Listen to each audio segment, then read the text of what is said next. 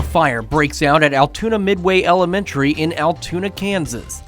The Joplin Little League is looking at options following flood damage to their fields near Landreth Park. Webb City Police offering a way to keep kids safe. The 4 states' most watched news starts now. We begin with developing news tonight as multiple fire crews respond to a fire at the Altoona Midway Elementary School in Altoona, Kansas. This is KOAM News at 10. I'm Chris Warner. Officials with the Wilson County Rural Fire Department tell us the fire was confined to 3 rooms in the school. However, there's heavy smoke and water damage to the entire building.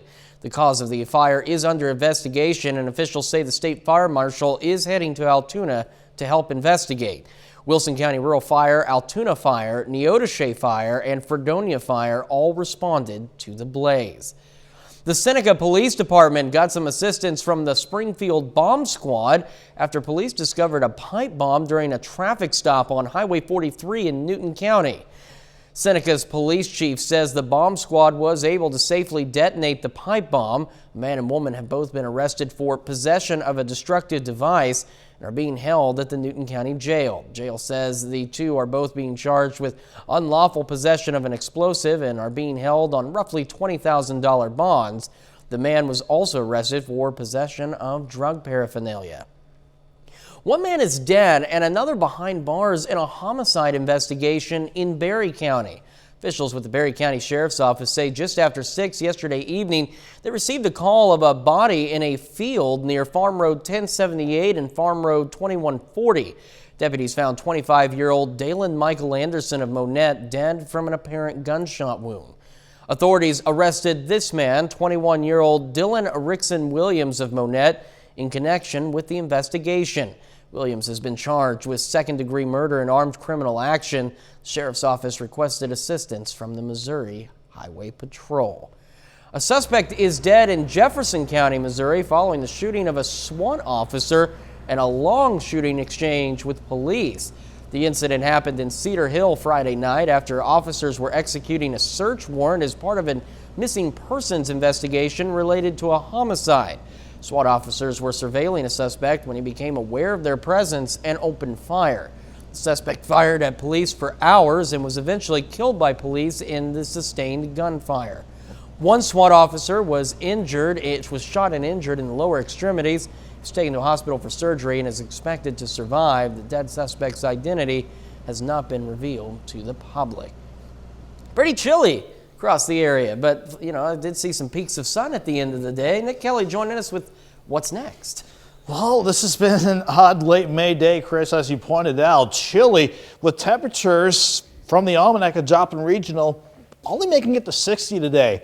That is not a big warm up after we started at 50 this morning. That's because of stubborn cloud cover, but nothing fell from those clouds. So we continued our dry streak for today after certainly the flooding rainfall back on Thursday, and let's be frank, over the past several days of rainfall across the area. We're dry for tonight, but the thunderstorms that are out across southeastern Colorado, while those will not make it here, an upper level disturbance causing those storms will start heading our way tomorrow. But everyone's in the mid-50s now. But we're going to drop back into the mid-40s by tomorrow morning. I think we can do that with partly cloudy skies throughout the night. But despite mostly cloudy skies and maybe a few showers late, Chris, we should do better with temperatures with highs back near 70. And we'll see if we can improve it all for the week ahead. And we'll break down your Memorial Day forecast as well here in a bit. All right, Nick, thank you. Well, the Joplin Little League needs all hands on deck to clean up after flooding from severe weather earlier this week. And today, volunteers from the league worked to clean up the fields that were damaged by flooding.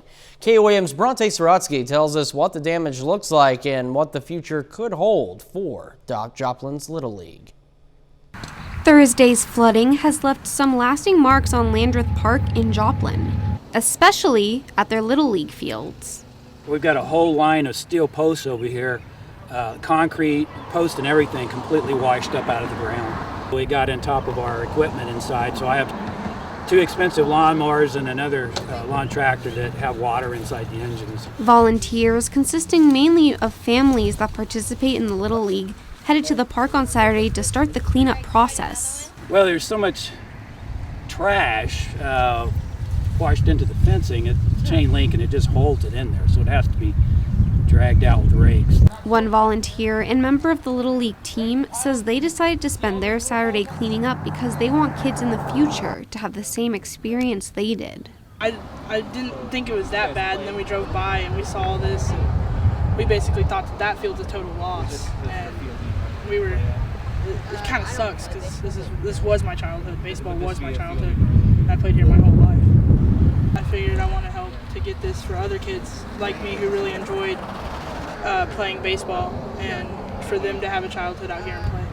Officials with the Little League team say eventually they'll need to move locations. Moving forward, we're going to have to build a new facility. We'll have to get out of here. The stormwater work is doing a great job clearing out the city, but it's bringing it all here. And the better job they do, the shorter time we've got here. We own property, but it'll be a very expensive undertaking. We're going to need support from the community and businesses around to help us do that. In Joplin, Bronte Sorotsky, KOAM News. Joplin's Little League says they hope by cleaning up today, they'll have 2 of their fields playable by Tuesday. Well, archery is gaining popularity in the 4 states. Whether one chooses to use archery or hunt, or just for fun, it's important to know how to safely practice the sport. That's why the Shoal Creek Conservation Center is hosting events surrounding the fundamentals of archery. At today's archery class, people of all ages showed up to learn about how to properly shoot a bow and arrow. It's a lifetime sport. You can start it as there were some pretty small kids in here. We opened the class up to 7-year-olds, and there's older folks in the class. So you can shoot as long as you want, as long as you're able, and it's enjoyable. After taking part in safety and educational lessons, archers were then able to test out their skills on a course. Officers with the Webb City Police Department can be found at the Webb City Farmers Market in King Jack Park today, all in the name of child safety. They were handing out free child identification kits so parents could add their kids' fingerprints and other identification factors, which can be a huge assistance to law enforcement if a child goes missing. During that situation, they're emotional, they're upset. It's hard to get information out of them, or, pertinent information especially.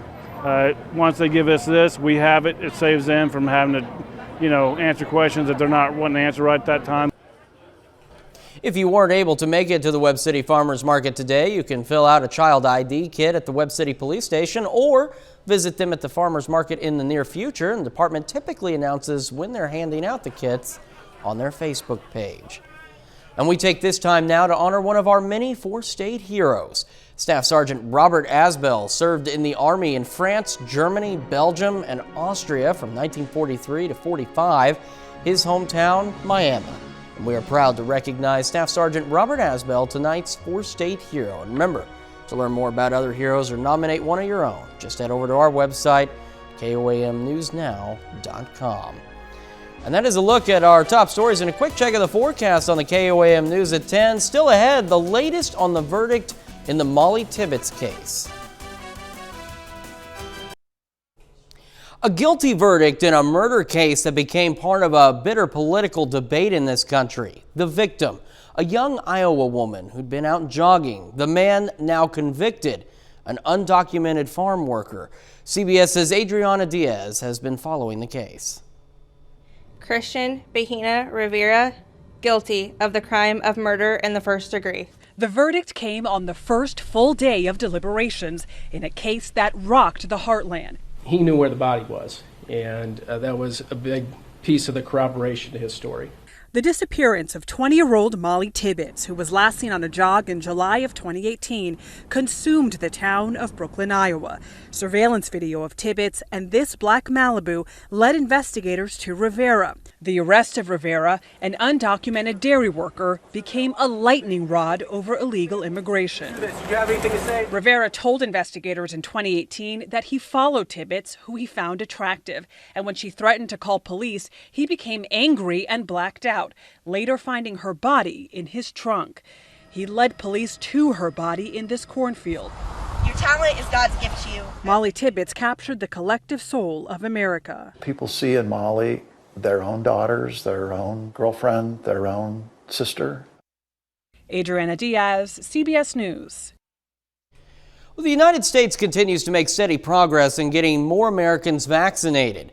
About 166 million people, more than half of the country's population, have now received at least one dose of the COVID-19 vaccine. Fresh data just released Friday by the U.S. Centers for Disease Control and Prevention also shows about 40% of Americans are fully vaccinated.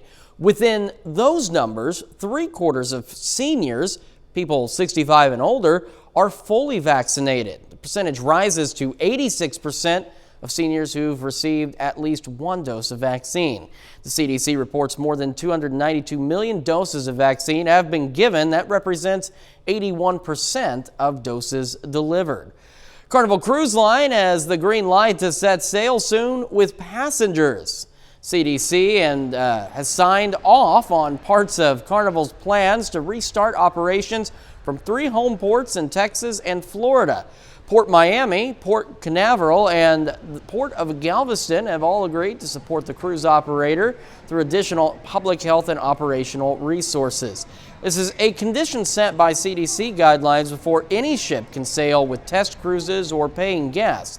Carnival says this is another step closer for passengers returning to the high seas. The line is planning to put 3 ships in service in July. It's not clear if Carnival is going to start with volunteers or full sailings.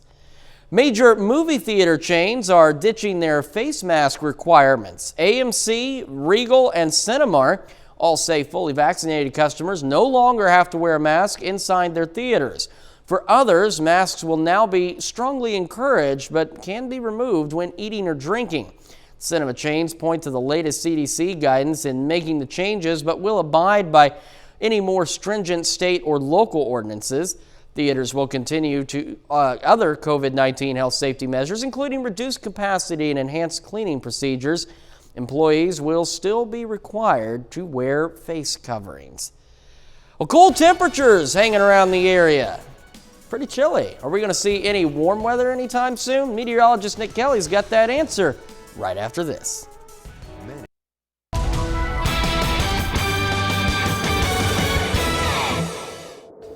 While it was nice that we were able to stay dry once again today after all the flooding rainfall on Thursday, in fact, rain chances, quite frankly, over the past several days, this was stubborn cloud cover that stuck with us for a good portion of the day, not just over Indigo Sky Casino and Resort outside of Seneca, Missouri, but all across the region.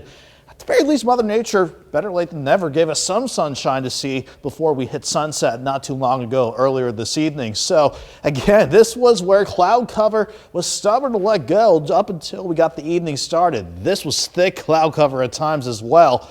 But even though we were dry underneath all the cloud cover, it had a definite impact on temperatures. Compared to yesterday, where we had highs in the mid-60s, we dropped back near 50 this morning. Some outlying areas outside of Joplin in the upper 40s.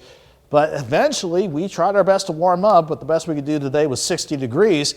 But we are chilly once again, at least we're quiet, from 7th and Range Line from the east side of Joplin. 55 is where we sit at the airport and downtown. East breeze at 6. Humidity trying to climb back up at 77%. So we're pretty much in the mid-50s right around the Joplin area. Outside of that, a few areas near 50, some upper 40s actually popping up near Stockton Lake. That's a hint of where everyone's going to eventually go throughout the night, dropping back into the 40s with partly cloudy skies. Cloud cover out of central Kansas trying to filter in, but we're not dealing with any of these thunderstorms that are trying to hold together, including one supercell trying to hold a tornado warning together just west of Guyman in the Oklahoma Panhandle. Those storms will not be an issue for us, and quite frankly, this surface system, the same front that came through on Thursday with all the severe weather and the flooding rainfall, this is not going to be a big player for us over the course of the coming week. It's what's in the upper levels once again. This stubborn upper low finally moving along. That's also what helped to finally break apart the cloud cover. But this upper low coming out of California, that's going to start riding along the ridge, the jet stream proper, and that's what's going to start to bring some rain chances back in here, possibly as early as tomorrow afternoon. But let's take you through the rest of the night. Some of you seeing mostly clear skies, but in general, we'll have partly cloudy skies during the overnight. Doesn't change the fact that it's going to be cool, with most of us dropping back into the mid to upper 40s. Even though we'll try to turn mostly cloudy as soon as we get lunchtime started on your Sunday, that low out west is going to try to bring in some isolated showers, mainly in our far western counties. Otherwise, I do think we will have an improvement in temperature, certainly compared to today. 46 in the morning, 64 by noon, and if Mother Nature cooperates with us, we should get highs back near 70 with a light breeze throughout the day at 5 to 10 miles per hour, especially out of the south during the afternoon. That upper low could bring a few showers to a few spots late tomorrow night. And then here's Memorial Day, mostly cloudy throughout the day, maybe some rain chances in the morning, but I think a better shot for more scattered thunderstorms during the afternoon. So while it's no surprise that we have to deal with rain chances once again on Memorial Day, we're going to be cooler than normal still. 69 degrees for your Memorial Days. Thankfully, though, this wet spell and this spell of cooler temperatures won't last long, but it will as long as this upper low hangs around through the middle of next week. That will keep rain chances around as well. But finally, once we hit Thursday, that low shoots on out of here, and we will see, finally, warmer temperatures return. 70 tomorrow, 69 on Memorial Day, 68 on Tuesday. That's the best we can do with cloud cover and rain chances around. Back into the mid-70s Wednesday. Mainly quiet Thursday and Friday with highs eventually back into the lower 80s. And then sticking with Doug's pattern, Chris, we'll keep an eye on next Saturday. That is a shot to bring in some strong, maybe severe thunderstorms. It is still that time of year. I think people, forget sometimes. Oh, it's June coming up. We're out of that, but yeah, we just need to tell Mother Nature that exactly. June's coming up. We got to bump these temperatures up. No kidding. Nick, thank you so much. Well, coming up in sports, Missouri Southern thrower earns his second track and field national championship. Plus, Webb City girls soccer aims to continue its historic postseason run and make the Final Four. Jacob Leonard joins us with that and more next.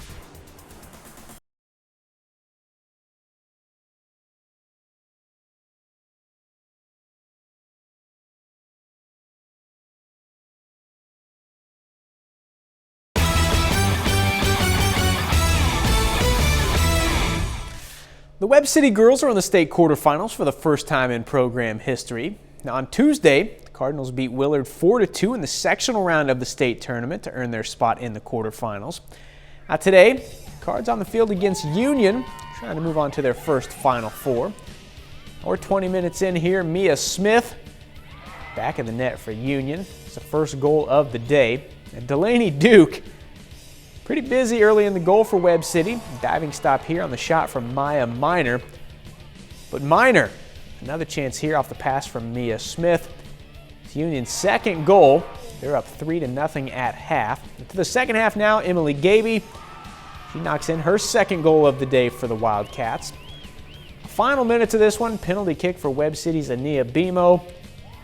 She goes to the right side, back of the net. Webb City avoids the shutout. However, their historic run ends in the state quarterfinals, falling to Union 6-1.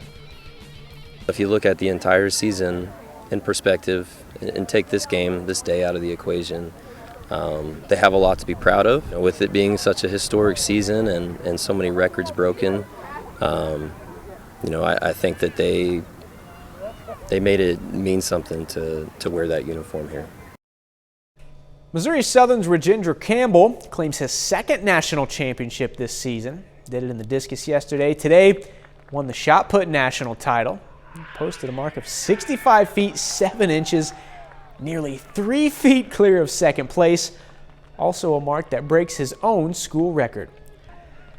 The Crowder College baseball team's in the JUCO World Series in Grand Junction, Colorado. It's the third trip to Grand Junction for the Rough Riders in program history. Crowder is the #1 seed in the bracket. They're on the field this afternoon for their opener against the 10 seed Indian Hills. Not a very good start for Crowder today. They give up 5 runs in the first inning. They will go on to drop this one to the Warriors 10-3. Jeffrey Mercado drove in all 3 runs for Crowder today with a 3-run homer. Crowder plays in an elimination game tomorrow afternoon. The St. Mary's Colgan softball team won the 2A state championship last night in Pratt. That's the second straight state championship for the Panthers after they also won it all in 2019. Head coach Annie Della Sega joined us in studio earlier this evening to talk about her team earning the 3rd state championship in program history. That championship game, it felt like after we had pulled out that first game, it was like nobody's going to beat us. You know, we had the adrenaline. That last pitch, actually, Ashley Marietta in center field, she said, "I want the 3rd out," and her sister got it as the catcher. So that was fun, and the girls were just so excited. They said, "Coach, can we dogpile?" When we were on the 2nd out, you know, they said, "Can we dogpile?" And I said, "Yeah, you can." And so it was just it was so fun. They had a good time the whole tournament, and just a great feeling. You can check out our full interview with Coach Della Sega on the Toyota Sunday Night Sports feed right here tomorrow night at 10. The Kansas City Royals opened up their series with the Twins last night with an 8-3 win. And with that win, the Royals entered today just one game under 500 at 24-25 overall. Kansas City aims to take the series and get back to 500 today against Minnesota. Salvador Perez with his team down 2. 2-run jack to left in the 3rd, his 10th of the season. We're tied at 2. And the 9th, Adalberto Mondesi. 2-run jack of his own in left. Royals within 1 at 6-5, but a few batters later, Taylor Rogers gets the strikeout to end the ball game. Royals drop this one today 6-5. And that's it for sports. We're back with more news after this.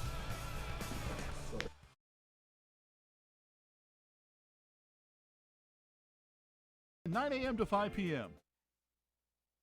The Chattanooga Zoo welcomed a new face this week. Take a look. This is a baby duiker, which is a medium-sized antelope and a native of sub-Saharan Africa.